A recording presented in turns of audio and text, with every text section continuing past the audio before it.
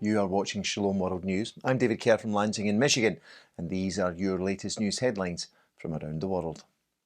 A Dutch priest who was killed in a Nazi concentration camp is set to be declared a saint by the Church.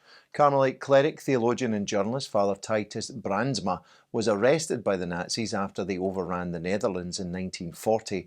Although the occupiers gave him the choice of leading a quiet life in return for publishing Nazi propaganda through Catholic publications, Father Bradsma refused. In 1942, he was sent to the concentration camp at Dachau in southern Germany, where his health rapidly deteriorated due to hardship and starvation. He died on the 26th of July 1942 from a lethal injection administered by an SS nurse.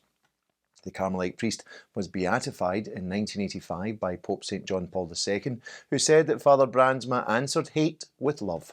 Now, Pope Francis has authorised the prefect of the Vatican's Congregation for the Causes of Saints, Cardinal Marcello Semeraro, to advance Blessed Titus's cause of canonisation. The Vatican has also promulgated other decrees advancing the causes of several candidates for sainthood, including a 9-year-old Brazilian girl, Odete Vidal Cardoso, who died in 1939 and who had a great devotion to the Holy Eucharist and to St. Joseph. 8 people have been killed in a suicide blast in the Somali capital of Mogadishu. The deadly explosion occurred around 7:30 a.m. on Thursday morning outside the Mocaasir primary and secondary school. The attack also left 17 injured. That includes 13 children. School buses and cars in and around the school premises were also destroyed. The Islamist group Al-Shabaab were quick to claim responsibility. They say they were targeting a United Nations security convoy which was passing near to the school at the time. The UN have confirmed to media that none of their personnel were hurt. Al-Shabaab is currently waging a terror campaign against the Somali government. The Islamist group want to establish a new regime that follows a stricter version of Islam's Sharia law. Pope Francis is preparing to depart Rome for a 5-day trip to Cyprus and Greece. That will take place between the 2nd and the 6th of December. The papal visit to the 2 Mediterranean countries will include stops in Nicosia, the capital of Cyprus, the Greek capital Athens, and the Greek island of Lesbos. Both Cyprus and Greece have populations that are majority Greek Orthodox. The Mediterranean countries are also linked as St. Paul travelled to both countries. The Acts of the Apostle records that St. Paul stopped in Cyprus, where he converted the Roman proconsul to Christianity. The Apostle also famously preached on the streets of Athens. A Filipino priest who has given his life to working with the homeless has been honoured by the government of the Netherlands. Father Flaviano Lopez Villanueva of the Divine Word Congregation has been awarded the Human Rights TULIP by Holland's Ministry of Foreign Affairs. Father Villanueva runs the Kalinga Centre in Metro Manila, providing care for the homeless. He has also organised a support group for families of victims of extrajudicial killings in the Philippines.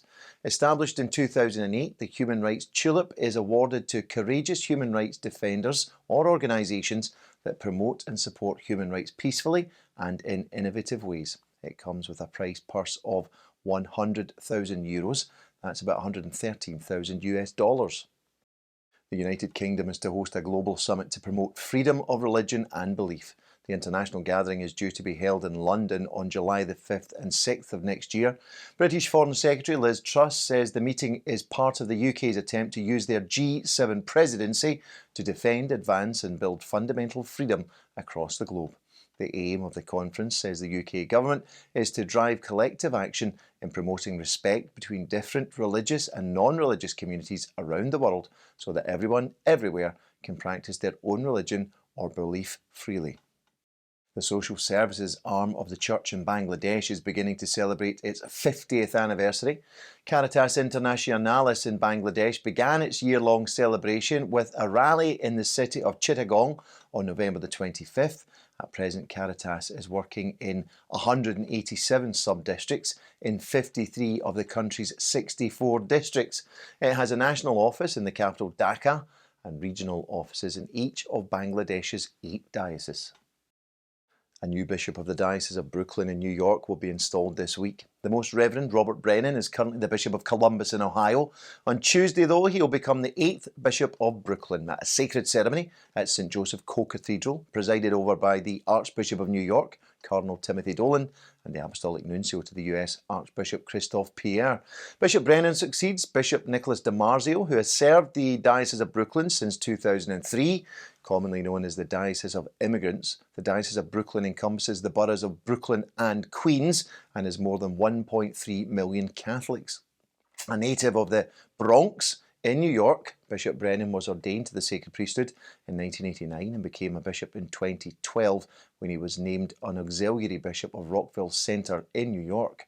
Good luck and God bless Bishop-designate Brennan. Finally, take a look at this. This is a chapel built by the inmates of the Miraflores Penitentiary in the Capayán district of Argentina.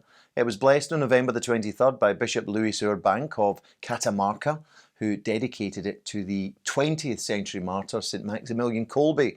Bishop Urbank praised the inmates' efforts in constructing the chapel. Well, that's your latest headlines for now. Do join us for more tomorrow. You can also visit us at swnews.org for news updates. Shalom.